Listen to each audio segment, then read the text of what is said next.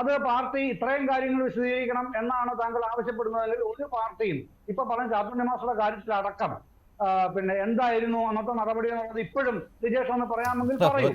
അതാണ് ഈ PSC കോഴ എന്ന് പുറത്താക്കിയത് പറയുമ്പോൾ ഇതാണ് ഈ താങ്കൾ പറഞ്ഞു PSC നിയമനത്തിനല്ല, PSC വേറെ ജോലിക്കുള്ളതാണ്, ആയുഷ് വിഭാഗത്തിൽ ജോലിക്ക് വേണ്ടിയുള്ളതാണെന്ന്. പാർട്ടിക്ക് ഇതുപോലും പറയാൻ സാധിക്കാത്തത് എന്തുകൊണ്ടാണ് എന്ന് പൊതുസമൂഹം ചിന്തിക്കുമ്പോൾ പൊതുസമൂഹത്തെ കുറ്റപ്പെടുത്തരുത്. ഈ പാർട്ടി ഇങ്ങനെയാണ് എന്ന് വീണ്ടും വീണ്ടും എന്തിനാണ് വിളിച്ചു പറയുന്നത്? എന്തുകൊണ്ടാണ് നടപടി ഇന്നതാണ്, ഇന്ന കാരണമാണ് വന്നത്? ഇപ്പോൾ വീണ്ടും സംശയിക്കുകയാണല്ലോ ഇതിൽ ഭൂമി ഇടപാടിൻ്റെ എന്തെങ്കിലും കാര്യമാണോ എന്നൊക്കെ. അപ്പോൾ ഇങ്ങനെ സംശയ മുനയിൽ പാർട്ടിയെ നിർത്തുന്നത് നിങ്ങൾ തന്നെയല്ലേ? എന്നിട്ട് പിന്നെ പറയുകയാണ് അത് മാധ്യമങ്ങളും മറ്റ് പാർട്ടിക്കാരും ചേർന്ന് നടത്തിയ ഗൂഢാലോചനയാണെന്ന്. അപ്പോൾ ഇന്നത്തെ വാർത്താക്കുറിപ്പ് അങ്ങനെ പറയുമ്പോൾ തിരിച്ചു ചോദിക്കുവാനും ഞങ്ങൾക്ക് അധികാരമുണ്ട്. എന്നാൽ പറയൂ, എന്താണ് സംഭവിച്ചതെന്ന്. അതിട്ട് പറയുന്നുമില്ല. അല്ല, നിങ്ങൾ ചോദിക്കരുത് എന്നാലും പറഞ്ഞില്ലല്ലോ. ഇന്നത്തെ വാർത്താക്കുറിപ്പിൽ ഇന്ന് കോഴിക്കോട് ജില്ലാ കമ്മിറ്റിയുടേതായി നൽകിയ പിന്നെ സ്റ്റേറ്റ്മെന്റിൽ അവസാനത്തെ ലൈൻ ഒന്ന് നോക്കണം. പിന്നെ അവസാനത്തെ വാചകം ഒന്ന് നോക്കണം മഞ്ജുഷ്. പാർട്ടിയെ സംബന്ധിച്ച് പാർട്ടി സഖാക്കൾക്കെതിരെ സ്വീകരിക്കേണ്ടി വരുന്ന അച്ചടക്ക നടപടികൾ തിരുത്തൽ പ്രക്രിയയുടെ ഭാഗം കൂടിയാണ്. അതാണ് പാർട്ടിയെ സംബന്ധിച്ച് പറയാവുന്നതിന്റെ പരമാവധി പരിധി. പാർട്ടിയുടെ തിരുത്തലാണോ അതോ ഈ പാർട്ടി നേതാവിനെ തിരുത്തിയതാണോ പാർട്ടി? അതും മനസ്സിലായില്ല. അല്ല, ജില്ലാ സെക്രട്ടറിയുടെ അല്ലേ ഈ സ്റ്റേറ്റ്മെന്റ് മഞ്ജുഷ്? അതെ, അദ്ദേഹമാണല്ലോ ഇങ്ങനെ പറഞ്ഞിരിക്കുന്നത്. അപ്പോൾ ഇതുവരെ പാർട്ടി അതായത് ഇതുവരെ പാർട്ടിക്കുണ്ടായ തെറ്റുകൾ അത് തിരുത്തിയെന്നാണോ, ഈ പാർട്ടി നേതാവിനെ തിരുത്തിയതാണോ എന്നുള്ള സംശയം എനിക്കുണ്ട് കേട്ടോ. ഈ പാർട്ടിയുടെ ഈ ആലങ്കാരികമായ പദപ്രയോഗങ്ങൾ മനസ്സിലാക്കാൻ ബുദ്ധിമുട്ടുള്ളതുകൊണ്ടാണ്. അല്ല, ഇത് ലളിതമല്ലേ? അതിൻ്റെ അകത്ത് ഗഹനമായ കാര്യങ്ങളൊന്നുമില്ലല്ലോ, ക്ലിഷ്ടതയൊന്നും ഉണ്ടാവേണ്ട കാര്യമില്ല.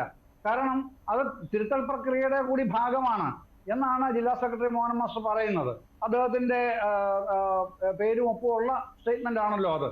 അപ്പൊ അത് ആ തിരുത്തൽ പ്രക്രിയയുടെ ഭാഗമായിട്ട് അവർക്ക് പറയാൻ കഴിയുന്ന മാക്സിമം ഇതാണ് എന്ന് പാർട്ടി ജില്ലാ സെക്രട്ടറി നമ്മളെ അറിയിക്കുകയാണ് ചെയ്യുന്നത്. പക്ഷേ ഇതിനുശേഷം പ്രമോദ് കോട്ടൂളി എന്ന പാർട്ടി നേതാവ് പറയുന്നത് പാർട്ടി എന്നോട് ഇതുവരെ കാരണമൊന്നും പറഞ്ഞിട്ടില്ല എന്നാണ്. അങ്ങനെ പാർട്ടിയെ വെല്ലുവിളിച്ച് ഇങ്ങനെ ആ വഴി ഈ വഴി നടക്കുകയാണ് പ്രമോദ് കോട്ടൂളി. ഞാൻ താങ്കളിലേക്ക് വരും.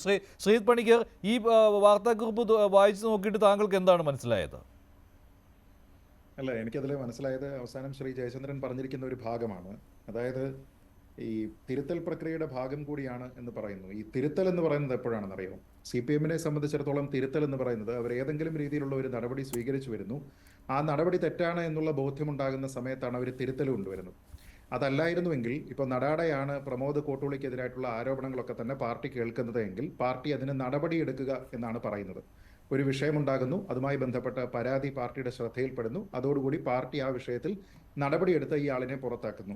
നേരെ മറിച്ച് ഇതൊരു തിരുത്തൽ പ്രക്രിയയാണ് എന്ന് പറയുമ്പോൾ ആൾക്കാർക്ക് ഉണ്ടാകുന്ന സ്വാഭാവികമായിട്ടുള്ള ഒരു സംശയം, പാർട്ടിക്ക് ഇതിനെപ്പറ്റി നന്നായിട്ട് അറിയാമായിരുന്നുവെന്നും അറിഞ്ഞിട്ടും പാർട്ടി ഇതുവരെ നടപടിയൊന്നും എടുത്തില്ല എന്നും അത് തെറ്റാണ് എന്ന് ബോധ്യമായ സമയത്ത് ഒരു തിരുത്തൽ നടപടിയെടുത്തു എന്ന് മാത്രമേ തോന്നുകയുള്ളൂ. കാരണം പാർട്ടിയുടെ കൺവെൻഷണൽ ലൈനിൽ തിരുത്തൽ എന്ന് പറയുന്നതിന് ആ രീതിയിലുള്ള ഒരു അർത്ഥമാണുള്ളത്. ഞാനിതിൽ മനസ്സിലാക്കുന്നത് ശ്രീ മഞ്ജുഷ്, ഇവർ പറയുന്ന ലാംഗ്വേജ് നോക്കൂ. വലതുപക്ഷ മാധ്യമങ്ങൾ CPM വിരുദ്ധർ എന്നിവരെയൊക്കെ തന്നെയാണ് തുടർച്ചയായിട്ട് കുറ്റപ്പെടുത്തുന്നത്. അതൊരു ശൈലി മാറ്റമോ തിരുത്തലോ അല്ല.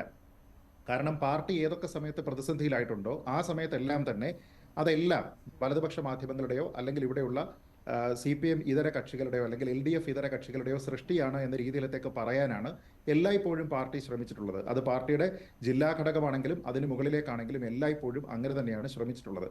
ഈ കഴിഞ്ഞ ഒരു 2016 ശ്രീ പിണറായി വിജയൻ ആദ്യമായിട്ട് അധികാരത്തിൽ ഏറ്റത് മുതൽ ഇങ്ങോട്ട് വരുന്ന സമയത്തിനകം ഈ 8 വർഷത്തിനിടെ എത്ര വിഷയങ്ങളിൽ പാർട്ടിക്ക് ജനുവിനായിട്ട് തെറ്റുപറ്റി എന്ന രീതിയിലത്തേക്ക് പാർട്ടി നമ്മളോട് പറഞ്ഞിട്ടുണ്ട്. സർക്കാർ അവരെടുത്തിരുന്ന തീരുമാനങ്ങൾ തെറ്റാണ് എന്ന് നമ്മളോട് പറഞ്ഞിട്ടുണ്ട്. ഇല്ല, ഈ ഒരു ലൈനും ഈ പറയുന്ന പ്രസ്താവനകളും തന്നെയാണ്. ഇതുവരെ മാധ്യമങ്ങളെന്നായിരുന്നെങ്കിൽ അടുത്ത കാലത്തായിട്ട് എല്ലാവരെയും വലതുപക്ഷത്തേക്ക് ചേർത്തുകൊണ്ട് വലതുപക്ഷ മാധ്യമങ്ങൾ എന്ന് പറയാൻ തുടങ്ങി. ഇവിടുത്തെ പ്രധാനപ്പെട്ട പ്രശ്നം എന്താണ്? കാതലായ പ്രശ്നം CPM ഇവിടെ അഡ്രസ്സ് ചെയ്യുന്നുണ്ടോ ഇല്ലയോ, ഇതാണ് ഞാൻ നോക്കുന്നത്. ബാക്കി പ്രശ്നങ്ങളോ അവരുടെ ഇന്റേണൽ ആയിട്ടുള്ള കാര്യങ്ങളോ ഒന്നും തന്നെ നമ്മുടെ വിഷയമല്ല. ഏതോ ഒരുത്തൻ PSC അംഗത്വത്തിനായി പണം കൊടുത്തു, ഏതോ ഒരുത്തൻ വാങ്ങി, അവനുള്ള പ്രതിഷേധം, ഇതെല്ലാം തന്നെ ഒരു വശത്ത് നടക്കുകയാണ് എന്ന രീതിയിലാണ് നമ്മൾ മാധ്യമങ്ങളിൽ നിന്നാണെങ്കിലും നിലവിൽ ഈ വിഷയത്തിനെ പറ്റി അറിയുന്നത്. ഞാൻ പറയുന്നത് ഇതാണ് ഇവിടുത്തെ പ്രധാനപ്പെട്ട പ്രശ്നം. ഈ പാർട്ടിയുടെ ഉള്ളിലുള്ള ഒരു പ്രശ്നമോ പാർട്ടിയുടെ ഏതെങ്കിലും ഒരു നേതാവ് ഒരു എന്താ ഈ നമ്മൾ പറയുന്ന പോലെ ഒരു വസ്തു കച്ചവടത്തിൽ എന്തെങ്കിലും രീതിയിലുള്ള തട്ടിപ്പ് കാണിച്ചു എന്നുള്ളതൊക്കെ തന്നെ പാർട്ടിയുടെ ഇന്റേണൽ വിഷയമാണ്. നേരെ മറിച്ച് PSC അംഗത്വത്തിന് കോഴ വാങ്ങുകയായിരുന്നോ, ഇത് പൊതു താല്പര്യമുള്ള ഒരു വിഷയമാണ്. അത് കോൺഗ്രസിന്റെ മാത്രമല്ല, നമ്മുടെ നാട്ടിലുള്ള സാധാരണക്കാരായിട്ടുള്ള ആൾക്കാരുടെ കൂടി താല്പര്യത്തിലുള്ള ഒരു വിഷയമാണ്. കാരണം ആ വിഷയം എന്ന് പറയുന്നത് നമ്മളെ സംബന്ധിച്ചിടത്തോളം നമ്മുടെ നാട്ടിലെ ആൾക്കാർക്ക് തൊഴിൽ നൽകുന്ന ആൾക്കാർ ഏറ്റവും കൂടുതൽ ഇന്റഗ്രിറ്റി ഉണ്ടാകണമെന്ന് ആഗ്രഹിക്കുന്ന ഒരു സ്ഥാപനത്തിനെ കുറിച്ചുള്ള വാർത്തയാണ്.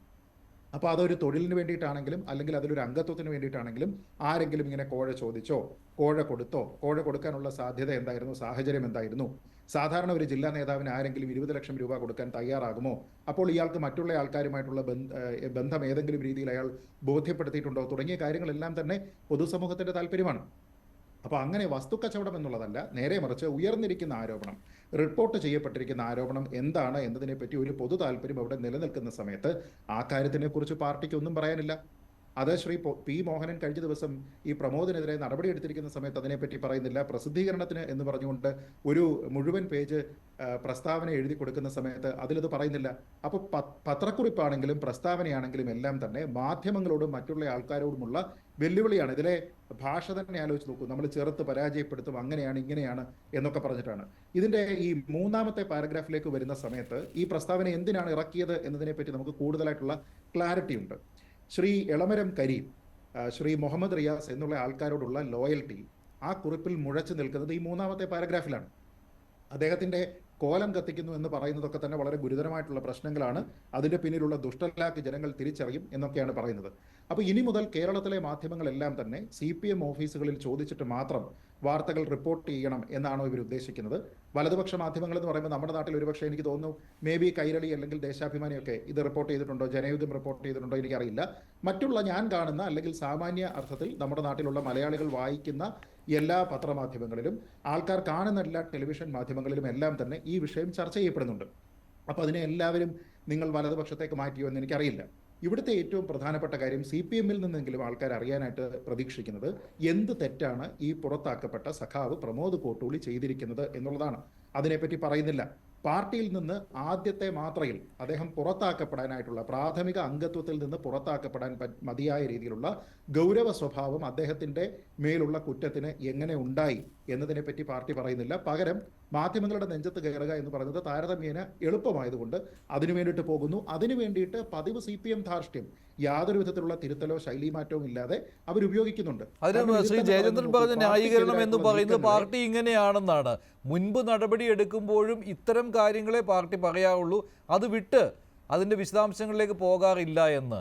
അതെന്ത് ന്യായമാണ് എന്നാണ് ഞാൻ ചോദിച്ചത്. കാരണം ഇവിടെ ഈ ലക്ഷക്കണക്കിന് ഉദ്യോഗാർത്ഥികൾ ആശ്രയിക്കുന്ന PSC വിശ്വാസ്യതയോടെ നോക്കുന്ന ഒരു സ്ഥാപനം, അതിൻ്റെ വിശ്വാസ്യതയ്ക്ക് മങ്ങലേൽക്കുമ്പോൾ അതിന്മേലാണ് ഈ നടപടി ഉണ്ടായത് എന്ന് വിശദീകരിക്കേണ്ടത് ഈ പാർട്ടിയുടെ ഉത്തരവാദിത്വമാണല്ലോ. ഇനി ഭൂമി കച്ചവടമാണ് പ്രശ്നമെങ്കിൽ അത് പറയൂ, അതും പറയുന്നില്ല. ശ്രീ മഞ്ജുഷ്, ഇവിടെയുള്ള ഒരു പ്രധാനപ്പെട്ട കാര്യം നോക്കൂ. ഇതിൽ പറയുന്ന ഒരു കാര്യം നോക്കൂ. പാർട്ടിക്കെതിരായിട്ടുള്ള നീക്കങ്ങളെ മുൻകാലത്തേതുപോലെ തന്നെ ജനങ്ങൾ പരാജയപ്പെടുത്തും എന്നാണ് പറയുന്നത്. അപ്പോൾ ജനങ്ങൾ പരാജയപ്പെടുത്തുന്നത് എവിടെയാണ്?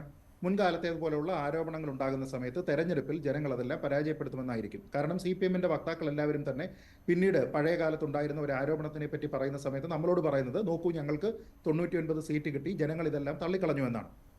ഞാൻ പറയുന്നത് ഈ ജനങ്ങൾ ഇതിനെയൊക്കെ പരാജയപ്പെടുത്തണമെങ്കിൽ ചുരുങ്ങിയത് ഈ വിഷയത്തിൽ എന്താണ് നടന്നിരിക്കുന്നത് എന്ന് ജനങ്ങൾ അറിയണ്ടേ?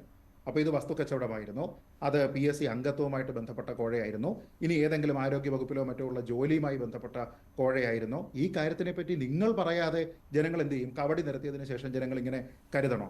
അല്ലാതെ എന്തുമായിക്കോട്ടെ, ഞങ്ങൾ എന്തായാലും മുൻകാലത്തേതുപോലെ തന്നെ പരാജയപ്പെടുത്തും എന്ന രീതിയിലാണോ? പിന്നെ ജനങ്ങൾക്ക് വട്ടല്ലേ?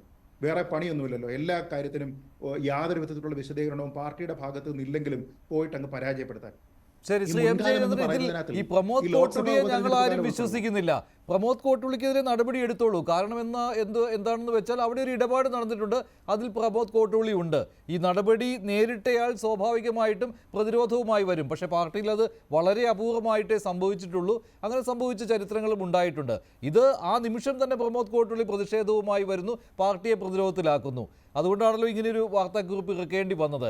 അവിടെ സ്വാഭാവികമായിട്ടും പാർട്ടി ചിന്തിക്കുന്നത് ഈ വലതുപക്ഷ മാധ്യമങ്ങൾ എന്ന് വിശേഷിപ്പിക്കുന്നവരും അതുപോലെ തന്നെ ഈ വലതുപക്ഷ പാർട്ടികളും അവർ പാർട്ടിക്കെതിരെ രംഗത്ത് വന്നിരിക്കുന്നു എന്നാണ്. പക്ഷേ പ്രമോദ് കോട്ടൂളി പറയുന്ന കാര്യവും സമൂഹം ശ്രദ്ധിക്കുമല്ലോ.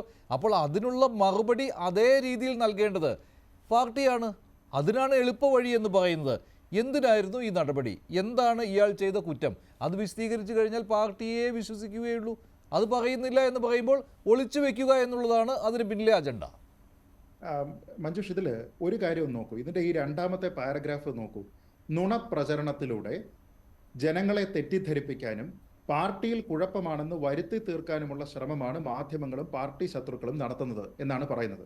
അപ്പോൾ നുണപ്രചരണം എന്താണ്? പ്രചരിപ്പിക്കപ്പെട്ട നുണ അത് PSC അംഗത്വവുമായി ബന്ധപ്പെട്ടതോ ജോലിയുമായി ബന്ധപ്പെട്ടതോ കോഴ ഓഫർ ചെയ്തു എന്നുള്ളതാണ് നുണയെങ്കിൽ എന്തുകൊണ്ടാണ് ശ്രീ പി മോഹനൻ അത് പറയാത്തത്?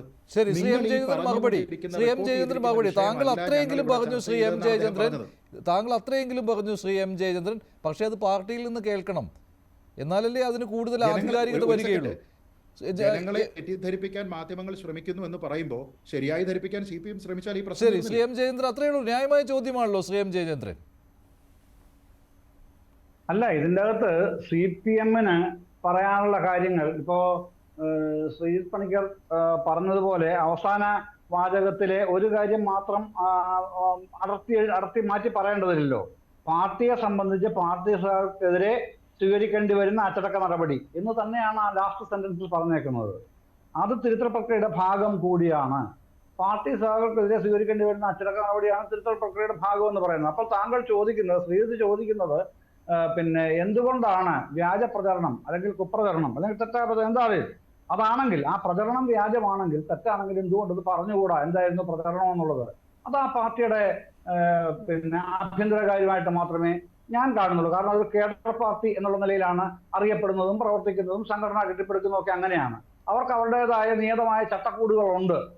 ജനാധിപത്യവൽക്കരിക്കപ്പെട്ട കോൺഗ്രസ് പാർട്ടി അല്ലല്ലോ കേഡർവൽക്കരിക്കപ്പെട്ട CPIM അല്ലെങ്കിൽ കമ്മ്യൂണിസ്റ്റ് പാർട്ടികൾ എന്ന് പറയുന്നത്. അവർക്ക് അവരുടേതായ രീതിയും നടപടിക്രമങ്ങളും ഒക്കെയാണ് ഉള്ളത്. അതുകൊണ്ടാണ് പിന്നെ ഈ നടപടി എടുക്കുന്നതിന് മുമ്പ് ആരോപണ വിധേയയിൽ നിന്ന് പിന്നെ മറുപടി വാങ്ങുന്നതും മറുപടി കൊടുക്കുന്നതും ഒക്കെ. പക്ഷേ എനിക്കെതിരെ എന്തിനാണ് നടപടി എന്ന് പറഞ്ഞിട്ടില്ല എന്നാണ് പ്രമോദ് പറയുന്നത്. അതേ പ്രമോദ് തന്നെയാണ് പറഞ്ഞത്, ഞാൻ എല്ലാ തരത്തിലുള്ള അന്വേഷണ ഏജൻസികളെയും സമീപിക്കുകയാണ്. എന്തിനാണ് ഞാൻ എവിടുന്നാണ് പൈസ വാങ്ങിച്ചതെന്ന് ശ്രീജിത്ത് പറയണം എന്ന് പറഞ്ഞാണല്ലോ സത്യാഗ്രഹത്തിന് പോയത്. അമ്മയും മകനും ഉൾപ്പെടെ പിന്നെ ഇയാൾ പ്രമോദ് കോട്ടൂളി പോയത്. അത് കഴിഞ്ഞ് അത് നിർത്തി സാങ്കേതികമായ കാരണങ്ങളൊക്കെ പറഞ്ഞ്. പിന്നീട് പറയുന്നത് പോലീസുമായി ബന്ധപ്പെട്ട ആർക്കെതിരെയാണ് പരാതി കൊടുക്കുക എന്നുള്ളത് സംബന്ധിച്ച് അഭിഭാഷകരെ സംബന്ധിച്ച് ഒരു വ്യക്തത ഉണ്ടായിട്ടില്ല അത്രേ. അതുകൊണ്ടാണ് മുമ്പോട്ട് പോകാൻ പറ്റാത്തത്. ഇത് വെളിയിൽ നിന്ന് ആരും വന്ന് നിങ്ങളെ ദ്രോഹിക്കാൻ വന്നിരിക്കുന്നതല്ല. ഇത് നിങ്ങളുടെ ഇന്റേണൽ പൊളിറ്റിക്സ് ആണ്. അതിൽ യാതൊരു സംശയവുമില്ലല്ലോ. ഈ പരാതി വന്നത് പാർട്ടിക്കുള്ളിൽ നിന്ന്, പരാതി ലീക്ക് ചെയ്ത് പാർട്ടിക്കുള്ളിൽ നിന്ന്.